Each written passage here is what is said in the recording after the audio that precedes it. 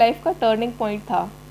मैंने क्या किया, मैंने ब्रिटिशर्स को ये बताया कि मेरे ही देश में वो मेरे को डिक्टेट नहीं कर सकते थे कि मुझे कैसे रहना है, कैसे काम करना है, किसके लिए लड़ना है, किसके राइट्स के लिए, किसके लिए नहीं लड़ना है।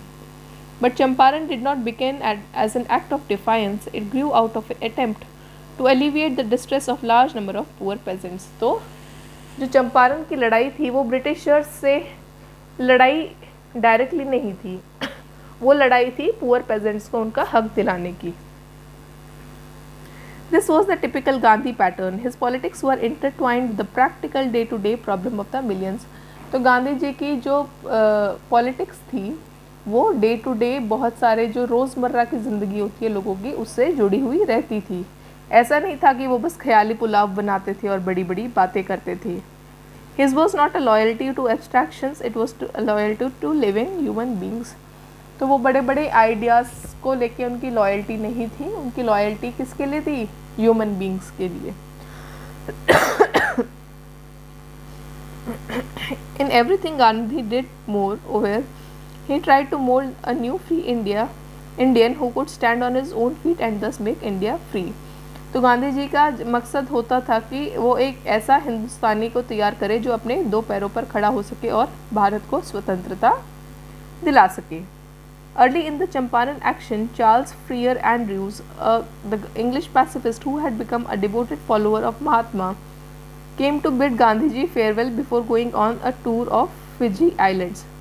Gandhi's lawyer friends thought it would be a good idea for Andrews to stay in Champaran and help them. Andrews was willing if Gandhi agreed, but Gandhiji was vehemently opposed. He said, "You think that in this unequal fight it would be helpful if we have an Englishman on our side. This shows the weakness of your heart. The cause is just and you must rely upon yourselves to win the battle. You should not seek a prop in Mr. Andrews because he happens to be an Englishman." तो अब हुआ क्या था, जब चंपारण में शुरू में एक इंग्लिशमैन था जिसका नाम था चार्ल्स फ्रियर एंड्रूज़। तो चार्ल्स फ्रियर एंड्रूज़ जो था वो गांधी जी से इम्प्रेस था, तो उन्होंने कहा कि मैं गांधी जी की हेल्प कर सकता हूँ इस सब काम में।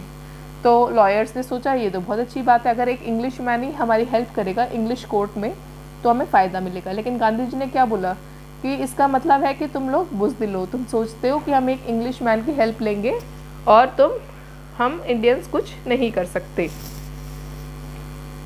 He read our minds correctly, Rajendra Prasad comments, and we had no reply. Gandhi in his way taught us a lesson in self-reliance.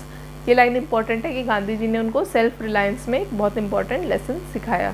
उनको ये चीज़ समझ में आई कि उन्हें अपने ऊपर जब तक वो आत्मनिर्भर नहीं बनते हैं तब तक वो ब्रिटिशर से फ्रीडम नहीं ले पाएंगे।